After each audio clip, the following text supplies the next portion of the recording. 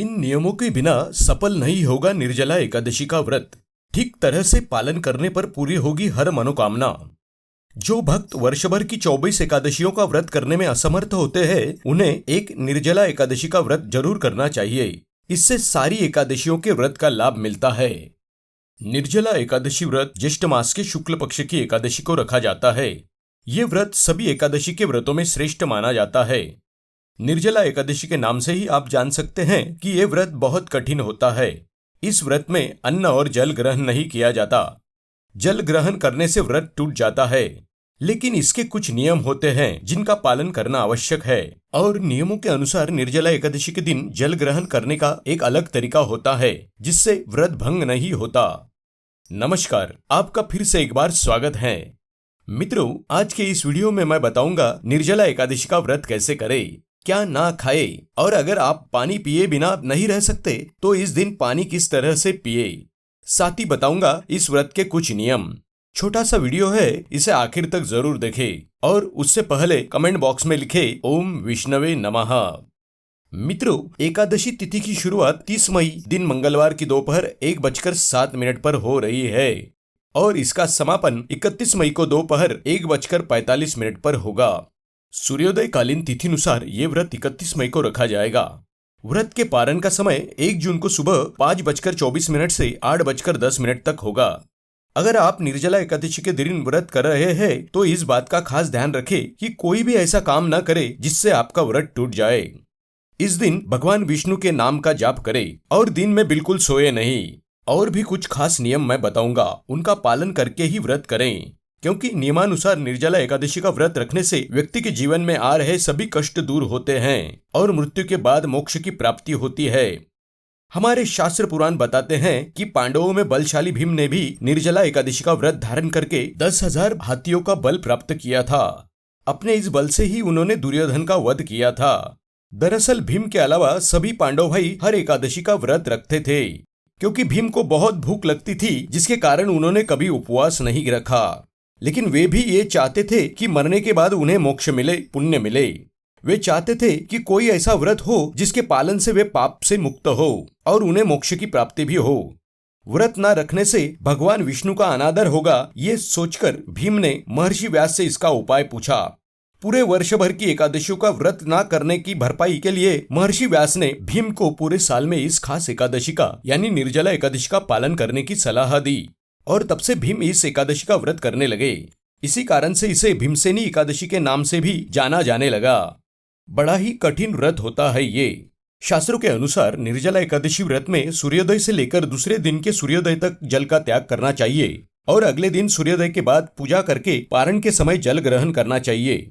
बिना पानी पिए इतने घंटे गुजारने होते हैं, लेकिन हर कोई बिना जल के इतने समय तक नहीं रह सकता। तो अगर आप भी बिना पानी पिए नहीं रह सकते तो ये करें, आपका व्रत नहीं टूटेगा। लेकिन बताने से पहले आपसे गुजारिश है कि वीडियो पसंद आए तो लाइक करें, चैनल को सब्सक्राइब करें और बेल आइकन को दबा दें। मित्रों, गर्मियों के दिन है। धार्मिक मान्यताओं के अनुसार अगर कोई व्यक्ति इस व्रत में दिन भर बिना जल के नहीं रह पाता और पूरी श्रद्धा से इस व्रत को पूरा करना चाहता है तो उसे जल पीने का ये नियम अपनाना चाहिए। निर्जला एकादशी के दिन 12 बार ओम नमो नारायणाय इस मंत्र का जाप करें। फिर एक थाली में जल भरे, फिर घुटनों और बाजुओं के बल थाली के सामने जमीन पर बैठ जाए, यानी पशु की तरह बैठकर पानी पिए। इस तरह पानी पीने से आपका व्रत भंग नहीं होगा। इसके अलावा आप अगर और भी सख्ती से इस व्रत के नियमों का पालन करना चाहते हैं तो कुल्ला या आचमन कर सकते हैं। इससे भी व्रत नहीं टूटेगा, मुंह गला थोड़ा गीला हो जाएगा। मित्रों, इसके अलावा निर्जला एकादशी के दिन चावल खाने से बचना चाहिए।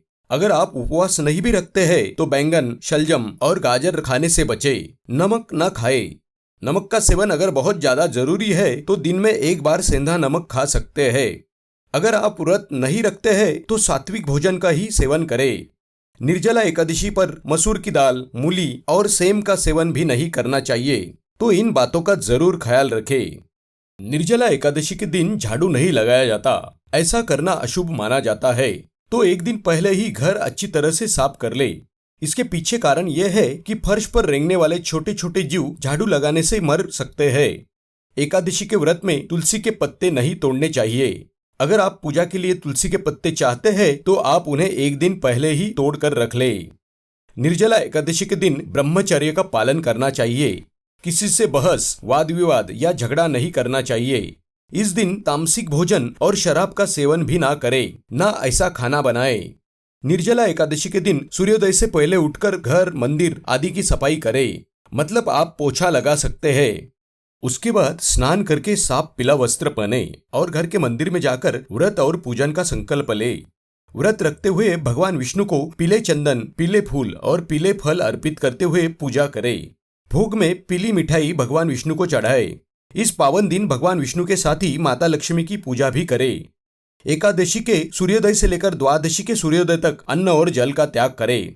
अन्न, वस्त्र आदि का अपनी क्षमता अनुसार आप दान कर सकते हैं। इस दिन जल से भरे घड़े को वस्त्र से ढककर उसका दान किया जाता है और ब्राह्मणों अथवा किसी गरीब या जरूरतमंद व्यक्ति को मिष्टान्न और दक्षिणा भी देनी चाहिए। मित्रों, किसी भी व्रत की पूर्णता तभी मानी जाती है जब विधि विधान से उसका उद्यापन किया जाता है। उद्यापन करना इसलिए भी जरूरी है क्योंकि हम जो व्रत करते हैं उसके साक्षी तमाम देवी देवता, यक्ष, नाग आदि होते हैं।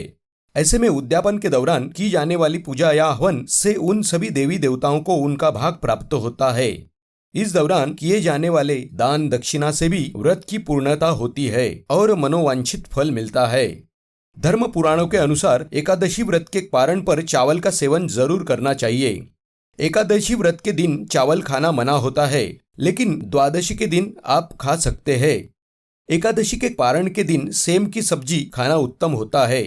एकादशी व्रत के पारण के लिए भोजन पकाने के लिए सिर्फ घी का ही प्रयोग करें। तो इस तरह से अगर आप ये व्रत करेंगे तो निश्चित ही आपको इसका पूर्ण फल प्राप्त होगा। कमेंट बॉक्स में ओम विष्णवे नमः लिखना न भूलें। ऐसी ही धार्मिक जानकारियां सुनने के लिए हमारे वीडियो देखते रहे। चैनल को सब्सक्राइब करें और बेल आइकन को दबा दें। हमसे जुड़े रहे। नमस्कार।